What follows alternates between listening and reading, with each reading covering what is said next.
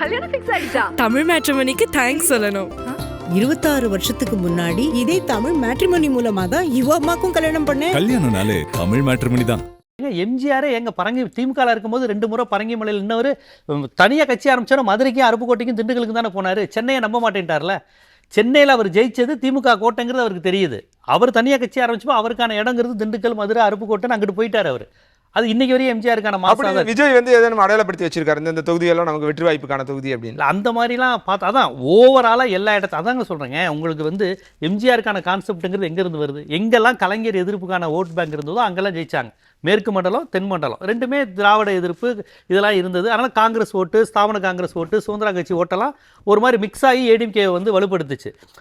எம்ஜிஆருங்கிற கவர்ச்சி பொம்மை மட்டும் இல்லை, அந்த ஒரு கான்செப்ட் தேசிய கட்சி மனநிலை உள்ளவங்களும் எம்ஜிஆருக்கு ஓட்டு போட்டாங்க. இந்த மாதிரி கான்செப்ட் கலைஞர் எங்கெல்லாம் ஜெயிச்சாரு, இடதுசாரிகள் எங்கே இருந்தாங்களோ அங்கே தான் திமுக வளர்ந்துச்சு. 1957 பார்த்தீங்கன்னா திருப்பத்தூர், வேலூர், வட தமிழகம், கடைமடை பகுதி. திரும்ப நான் அந்த கேள்வியை வரேன்னா இதெல்லாம் என்ன அடிப்படையில் கலைஞர் ஜெயிக்கிறார் அப்படின்னா அப்போ வந்து ஒரு ஐடியாலஜிக்கல் இருந்தது இல்லையா? இப்போ அந்த மாதிரியான தாட் ப்ராசஸ் இப்போ ஓட்டு போடுற யங்ஸ்டர்ஸ் இருக்கான்னு கேட்குறேன். அப்படி வெறுமனே கொள்கை சார்ந்து கொள்கையை பார்த்து வாக்களிக்கிற மனநிலையில இருக்காங்களா? கொள்கையற்ற கூட்டம் நிறையா இருக்குது. அதனால் விஜய்க்கு வாய்ப்பு அளிக்க முடியும், விஜய்க்கான வாய்ப்பு அதிகம் அப்படிங்கிறதா உங்களுடைய நேரடியான கேள்வி.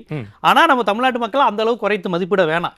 மதிப்பிடல, நான் சொல்கிறேன் யங்ஸ்டர்ஸாக ஒரு க்ரௌட். நான் அதான் தொடக்கத்திலே சொன்னேன். நம்ம ஊடகங்களில் விஜய்க்கு எதிரான ஊடகங்கள் கூட விஜய் ரசிகர்கிட்ட பேட்டி எடுக்கிறது விரும்புகிறாங்க. டிஆர்பி அவங்க சொல்கிற விஷயங்கள், அந்த லேடிஸும் பசங்களும் பேசுகிற அந்த காமெடியான விஷயங்கள், அபத்தமான விஷயங்கள் இன்றைக்கி ரேட்டிங்க்கு ஜாலியாக இருக்குது.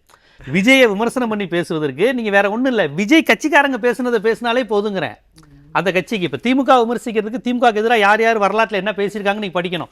விஜய் கட்சிக்கு அவசியம் இல்லை. விஜயை ஆதரித்து பேசுகிறவங்க பேசுகிறத பார்த்தாலே என்னடா இவ்வளோ அபத்தமாக இருக்குது, லாஜிக் இல்லாமல் இருக்குது, அரசியல் புரிதலே இல்லாமல் இருக்குன்றதுல இந்த மாதிரியான விஷயங்கள். சார் நான் அதுதான் நான் என்ன கேட்குறேன், அந்த கூட்டம் இது எல்லாமே ஒரு இன்டெலெக்சுவல் கிரவுடு, அது ஒரு சர்டன் பெர்சன்டேஜ். அவங்க தான் இப்போ நீங்கள் சொல்கிற ஃபேக்டர்ஸ்லாம் பார்க்குறாங்க. இப்போ அவருக்கு வந்து ஐடியாலஜிக்கல் இருக்கா, அவங்க ஐடியாலஜி லீடரை ஃபாலோ பண்ணுறாரா, அவங்க கூட்டம் வந்து எப்படி இவங்க ஒரு இதில் என்ன பேசுகிறாங்க, இப்படியான விஷயங்கள் எல்லாமே ஒரு இன்டெலெக்சுவல் கிரவுடு மட்டும்தான் அதை பார்க்குறாங்க. மற்றவர்கள் என்ன மாதிரி மனநிலையில் என்ன அடிப்படையில் அவர் தேர்வு செய்ய போகிறாங்கன்னு கேட்குறேன். கடைசி நேரத்தில் விசில்ங்கிற ஒரு சின்னம் தான் அவங்களுக்கு வந்து மிகப்பெரிய ஆயுதம்.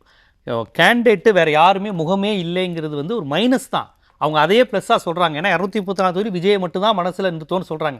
எம்ஜிஆர் ஜெயலலிதா அப்படி தான் சொன்னாங்க. என்ன எம்ஜிஆர் ஜெயலலிதா பொறுத்தவரையும் அவங்க மட்டும் தான் ஒன்று, மற்ற எல்லாரும் பூஜ்ஜியம். திருநாவுக்கரசே சொல்லியிருக்காரு, அவங்க எல்லாருமே சொல்லியிருக்காங்க. ஆனால் அது விஜய்க்கு அப்ளை ஆகாது. ஏன்னா எம்ஜிஆர் ஜெயலலிதாக்கே அது அப்ளை ஆகலை. 234 தொகுதியிலையும் ஜெயலலிதா நின்று தான் ஜெயிச்சாங்கிற கான்செப்ட்லாம் கிடையாது. ஜெயலலிதா மேலே அபிமானம் இருந்தாலும் தாமரக்கண்ணி ஜெயிச்சாங்க, உங்களுக்கு ஆலங்குடி வெங்கடாச்சலம் ஜெயிச்சாரு, உங்களுக்கு திருநாவுக்கரசு தனியார் நின்று ஜெயிச்சாங்க. ஜெயலலிதா இருந்தபோது ஜெயலலிதா தோற்று இவங்க ஜெயிச்சாங்க. அதுக்கப்புறம் அவங்க இதே மாதிரி திமுக அதிமுக நிறைய இருக்கேன். பாமக தனியார் நின்று ஜெயிச்சிருக்கு 4 சீட்டு 91. இவர் பன்ருட்டி தனிச்சார் யானை சின்னத்தில் ஜெயிச்சாங்க. ஸோ இது எல்லாமே தீர்மானிச்சிருக்கு. அந்த பன்ருட்டியும் தமிழ்நாட்டில் தான் இருந்திருக்கு. ரெட்டலை சின்னம் கிடைக்காம வாழைப்பழ சின்னத்துக்கு ஓட்டு கேட்டு கிருஷ்ணகிரியில் அருள்ங்கிறவர் ஜெயலலிதாமையை ஜெயிக்க வச்சிருக்காங்க. ரெட்டலை சின்னத்தில் நின்ன ஜெயலலிதாமையார் தோற்றுருக்காங்க.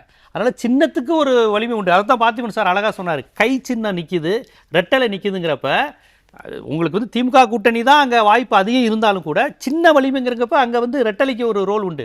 உதயசூரியன் நிற்கிது, இங்கிட்டு தாமரை நிற்கிது, அல்லது அங்கிட்ட ஏதோ ஒரு சுயேட்சை சின்னம் நிற்கிதுங்கிறப்ப உதயசூரியனுக்கு ஒரு வேல்யூ உண்டு. இந்த மாதிரி ஃபேக்டர்ஸ் எதுவுமே விஜய்க்கு ப்ளஸ்ஸாக இல்லை. விசில் அந்த இடத்த நிரப்பாது, கண்டிப்பாக நிரப்பாதுங்க. கண்டிப்பாக அந்த இடத்த வந்து அப்படி நிரப்பாது.